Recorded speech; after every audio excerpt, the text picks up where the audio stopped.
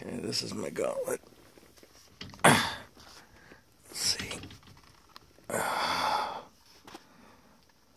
you go. Anyways, I just took it outside. And I did a couple targets. Did some 15 yards. Some at 20 yards.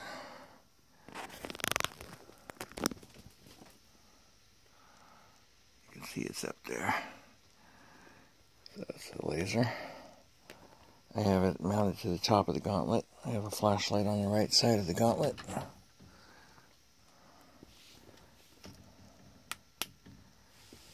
So I got a light right there in case I need it.